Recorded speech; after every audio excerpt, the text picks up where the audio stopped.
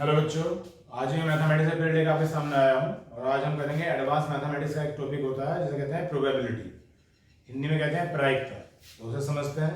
यहाँ से क्वेश्चन आते ही आते हैं, चाहे कैसा भी एग्जाम हो, CTET हो, UP TET हो, सभी में एग्जाम आते हैं। बस लेवल होता है इस चैप्टर का भी कि जो मान लिया बड़े बड़े एग्जाम है SSC CGEL वगैरह, वहाँ पे जो है टफ लेवल आएगा। लेकिन जो ऐसे टीचिंग एग्जाम है, CTET है, UP TET है या पुलिस वगैरह है, उनमें एक आधा क्वेश्चन आ जाता है जो बिल्कुल बेसिक लेवल का होता है। तो पहले हम इसे समझेंगे कि क्या है और कैसे है। तो जो टॉपिक का नाम है आज वो है प्रायिकता।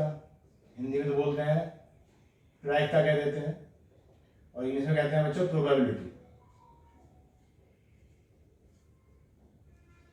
तो पहले तो हमें ये समझना है कि ये शब्द है ये है क्या। ठीक, तो इंग्लिश में एक वर्ड होता है प्रोबेबल। ठीक, प्रोबेबल या प्रायिकता का मतलब क्या हो गया? संभावना हो गया कि किसी चीज की कितनी संभावना है। जैसे मान लिया हम अपनी डेली रूटीन में भी कुछ चीज़ों को संभावना देखते हैं कि मान लो कोई मैच हो रहा है तो भारत के जीतने की कितनी संभावना है या भारत के हारने की कितनी संभावना है।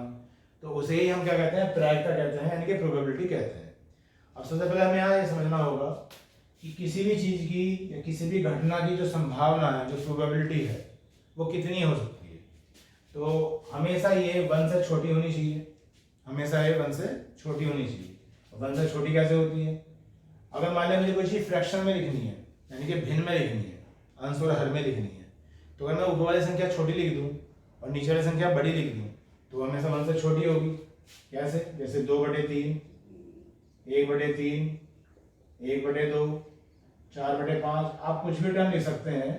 अगर आप ऊपर वाली संख्या छोटी लिखोगे और नीचे वाली संख्या बड़ी लिखोगे तो हमेशा ये जो वैल्यू आएगी ये हमेशा 1 से छोटी ही आएगी। ठीक, लेकिन अगर मान लिया हमने उल्टा कर दिया, यानी कि ऊपर वाली संख्या बड़ी कर दी, कैसे? 2/3 का उल्टा कर दिया 3/2, ये हो गया 3/1, ये हो गया 2/1, ये हो गया 5/4। तो ये जो है ये संख्या हमेशा 1 से छोटी संख्याएं होंगी, स्मॉलर देन 1, और ये हमेशा 1 से बड़ी संख्याएं होंगी, है ना। अगर मान लिया आप 3 को 2 से भाग दोगे तो 1.5 आएगा, 1 से बड़ा ही है। अगर आप 2 को 3 से भाग दोगे तो पॉइंट समथिंग आएगा, है ना। 3 6 18 0.66 आएगा, तो 1 से छोटा है। तो मैं ये बात बता क्यों रहा हूँ? मैं आपको ये बात इसलिए बता रहा हूँ, मैंने अभी कहा कि पहले तो मैं इस शब्द को समझना है कि प्रायिकता क्या है। तो मैंने आपको बताया कि संभावना, प्रोबेबिलिटी बोल दिया हमने इसे। अब संभावना यानी जो प्रोबेबिलिटी है उसकी वैल्यू कितनी आएगी। तो मैंने कहा कभी भी उसकी वैल्यू ना तो 1 से बड़ी आ सकती और ना ही 1 के बराबर आ सकती। हाँ, लिख देता हूँ 1 के बराबर यानी कि इक्वल टू 1। तो जो प्रोबेबिलिटी है, प्रोबेबिलिटी में P लिख रहा हूँ, ना तो कभी 1 के बराबर हो सकती है, ना प्रोबेबिलिटी कभी 1 से बड़ी हो सकती है। अगर प्रोबेबिलिटी आएगी तो हमेशा 1 से छोटी ही आएगी। मतलब पूरे चैप्टर में चाहे क्वेश्चन कैसा भी हो, छोटा हो बड़ा हो कैसा भी हो, जो प्रोबेबिलिटी की वैल्यू आएगी, जो प्रायिकता का मान आएगा, जो संभावना आएगी, वो हमेशा 1 से छोटी ही आनी है। एक बात का ध्यान रखें। अब चलो ये बात हमने ध्यान कर ली, लेकिन क्यों 1 से छोटा क्यों? क्योंकि अगर मान लिया वो 1 हो गया टोटल, अगर मेरा आंसर 1 आ गया तो, या 1 से बड़ा आ गया, अगर 1 भी हो गया तो उसका मतलब ये है कि वो संभावना ही खत्म हो गई। वो तो जो घटना है वो पूरी टोटल अपनी हैपन हो गई, पूरी तरह से हो चुकी है। अब उसमें संभावना बची ही नहीं है। संभावना का मतलब तभी है ना जब वो घटना पूरी तरह से ना हो। इसलिए हमेशा इसका आंसर 1 से कम आता है। ये तो मैंने आपको समझा दिया कि प्रायिकता यानी कि प्रोबेबिलिटी के शब्द के मायने क्या है। अब इसका जो एक बेसिक फार्मूला होता है वो होता है P = F/T। ये इसका बेसिक फार्मूला होता है जहाँ से इस चैप्टर की स्टार्टिंग होती है। बाकी तो आगे बहुत थ्योरम है, बेस थ्योरम है और इंडिपेंडेंट डिपेंडेंट का भी घटनाएं होती हैं ना, वो सब चीज़ें भी हैं। बाकी जहाँ से इसकी स्टार्टिंग होती है चैप्टर की वो एक बेसिक फार्मूला है। अब P का मतलब तो क्या है? प्रोबेबिलिटी है, जिसे मैंने ये बताया प्रायिकता है।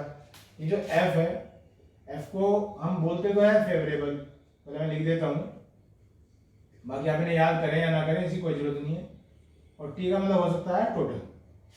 अब ये फेवरेबल और टोटल क्या है?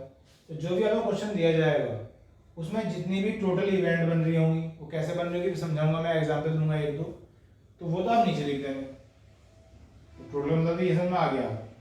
ये जो फेवरेबल मतलब है जो क्वेश्चन में पूछा गया आपसे, जिसकी आपको प्रोबेबिलिटी निकालनी है। क्या लिख देता हूँ? जो आपसे क्वेश्चन में पूछा गया है जो आस्क किया गया है, जिसकी आपको प्रोबेबिलिटी निकालनी है, उसे हम फेवरेबल कह देते हैं। ठीक, किसी किसी बुक में F/T नहीं लिखा होता, कुछ ऐसे लिखा होता NA/NS, तो उन बातों में मत जाए, जो मैं आपको समझा रहा हूँ उसका ध्यान रखें बस आप। तो मैंने बताया कि टोटल का मतलब क्या होगा, टोटल जितनी भी टोटल इवेंट होंगी वहाँ पे उस क्वेश्चन के लिए, और फेवरेबल मतलब है जो आपसे पूछा गया सिर्फ वही। तो इस फॉर्मूले को आप याद रखिए करेंगे। अब इसे बेटर समझाने के लिए एग्जाम्पल लेते हैं। मान लीजिए एग्जाम्पल लिया मैंने, एक डाइस है जिसे पासा कह देते हैं हिंदी में। एक डाइस है, एक पासा है। डाइस समझते होगे, जिससे लूडो खेली जाती है ना, उसमें 1 से लेकर 6 तक जो है निशान बने होते हैं, उसे डाइस कहा जाता है। तो मैं क्वेश्चन बना रहा हूँ आपके लिए कि एक डाइस फेंक दिया, एक पासा फेंक दिया। बात समझिए कि बेसिक से मैं आपको बता रहा हूँ, ध्यान से सुनिए और समझिए। एक पासा फेंक दिया तो आपसे पूछा गया कि इसमें अभाज्य संख्या आने की प्रायिकता बताओ। इसमें अभाज्य को इंग्लिश में क्या कहते हैं, प्राइम नंबर। अभाज्य संख्या आने की, अभाज्य संख्या आने की प्रायिकता बताओ। ये क्वेश्चन बना दिया मैंने आपको कि find the probability of getting a prime number if one dice is throne. ठीक, अगर एक पासा फेंक दिया तो वहां पे अभाज्य संख्या आए तो उसकी प्रायिकता हमें बतानी है। ये क्वेश्चन मैंने आपको बना दिया। तो जो स्टूडेंट साइंस साइड के नहीं होते तो थोड़ा सा दिक्कत तो होती है, क्योंकि नया कंसेप्ट होता है। बाकी जो साइंस साइड के हैं वो सब पढ़ चुके हैं तो खैर। तो सीधा फॉर्मूला लिखिए, P = F/T, जो हमारा एक बेसिक फॉर्मूला है। अब जो P है, जो प्रोबेबिलिटी है, वो हमें निकालनी है। और मैंने अभी क्या बताया था आपको, P का मतलब क्या होता है, टोटल। जितनी भी उस क्वेश्चन में टोटल इवेंट्स बनेगी वो टोटल है आपका। तो मैंने ये बताया पासा फेंका गया, तो पासे में कहाँ से कहाँ तक निशान होते हैं, वो होते हैं 1 से लेके 6 तक। 1 आ सकता है, 2 आ सकता है, 3 आ सकता है, 4 आ सकता है, 5 आ सकता है, 6 आ सकता है। 6 से बड़े निशान होते ही नहीं है और 1 से कम निशान नहीं होते। तो जो टोटल इवेंट बनेगी हमारी इस पासे के लिए, वो क्या बन सकती है, 6 बन सकती है। 1 2 3 4 5 और 6। इन 6 में से कोई भी एक नंबर हमारा आ सकता है जब हम उसे फेंकेंगे। ठीक, तो जो टोटल इवेंट बनी हमारे बच्चों की बनी 6 बनी। उसके बाद हमारा क्वेश्चन क्या है, अभाज्य संख्या के लिए। तो ये पहले पीरियड में ही पढ़ा चुका हूँ मैं आपको, या जानते भी होंगे कि जो अभाज्य संख्या होती है, जो प्राइम नंबर होते हैं, वो वही होते हैं जो सिर्फ अपने टेबल से कटे, या कह सकते हैं जिनके सिर्फ 2 फैक्टर हो। ठीक, तो सबसे छोटी अभाज्य संख्या क्या होती है, 2, फिर क्या होती है 3, फिर क्या होती है 5। होती तो आगे भी है, लेकिन हमें आगे लेनी है सिर्फ 6 तक लेनी है। तो 2, 3 और 5 ये 3 जो है अभाज्य संख्या है, ये 3 जो है प्राइम नंबर है।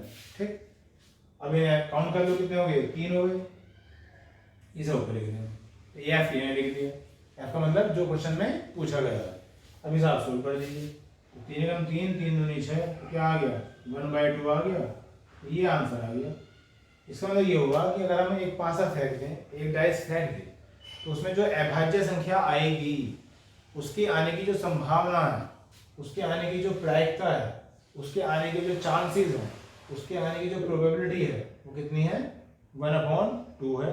और जैसे मैंने कहा था कि इसका आंसर हमेशा 1 से छोटा ही आएगा, चाहे वो कैसा भी क्वेश्चन हो, बस प्रायिकता का होना चाहिए। तो ये 1 से ही छोटा है, तो हमेशा यही आएगा। तो उम्मीद है कि आपको समझ में आ गया होगा। ये बेसिक कंसेप्ट मैंने बताया आपको कि जैसे जैसे आपके कोर्स चलते हैं फिर सभी चीज़ों को आपको समझाया जाता है, जितनी भी थ्योरम्स वगैरह यूज़ की जाती हैं, और बड़े बड़े क्वेश्चन हो जाते हैं। फिर पॉइजन डिस्ट्रीब्यूशन आता है, बाइनोमियल डिस्ट्रीब्यूशन आता है। तो काफ़ी लेंथी चैप्टर है। एक बुक भी है पूरी, जो बीएससी के स्टूडेंट्स होते हैं, जो स्टैटिक्स वगैरह से करते हैं, उनके लिए पूरी बुक है इसकी प्रोबेबिलिटी की। खैर, मैंने आपको इस पर बता दिया। बाकी उम्मीद आपको अच्छा लगा हो। जल्दी नेक्स्ट वीडियो मिलेंगे, तब तक के लिए बाय।